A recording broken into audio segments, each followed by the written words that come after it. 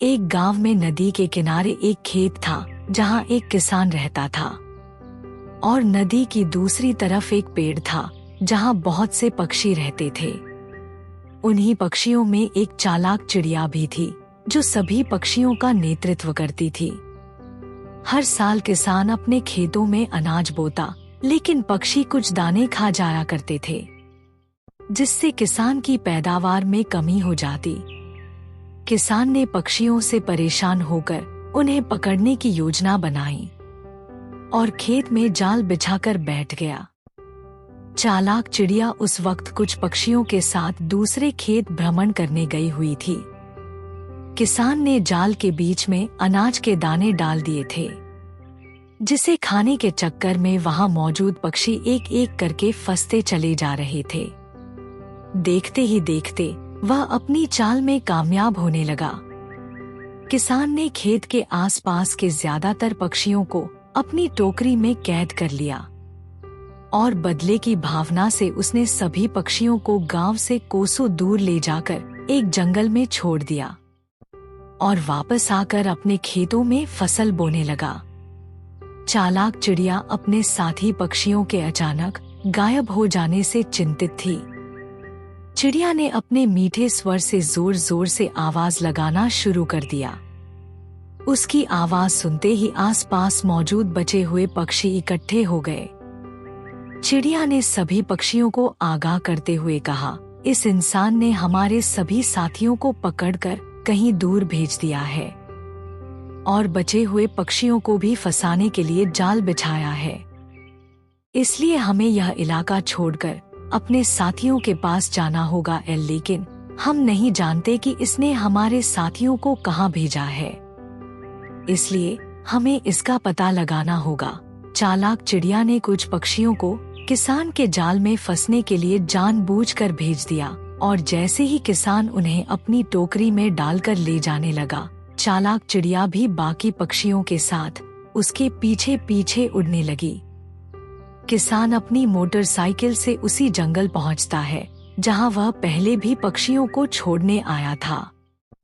यहां पहुंचते ही वह अपनी टोकरी खोल देता है।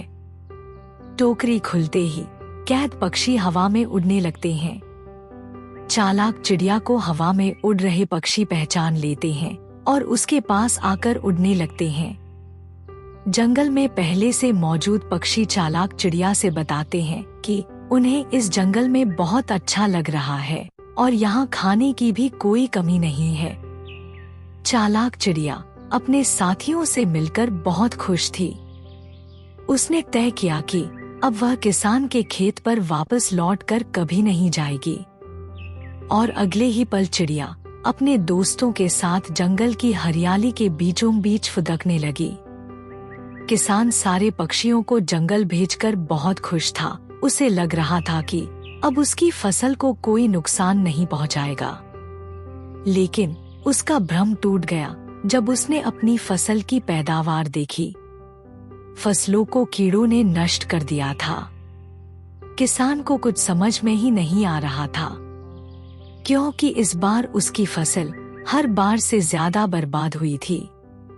वह रोते हुए गांव के ही एक अनुभवी बुजुर्ग किसान के पास पहुंचा और वहां अपने खेत की दुर्दशा बयान करने लगा।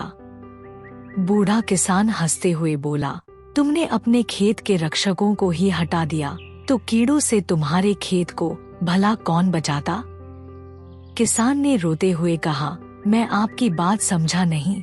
तभी बुजुर्ग किसान ने उसे समझाते हुए कहा कि इस प्रकृति में मौजूद पशु पक्षी जीव जंतु मानवीय तंत्र को जीवित रखने के लिए अनिवार्य हैं।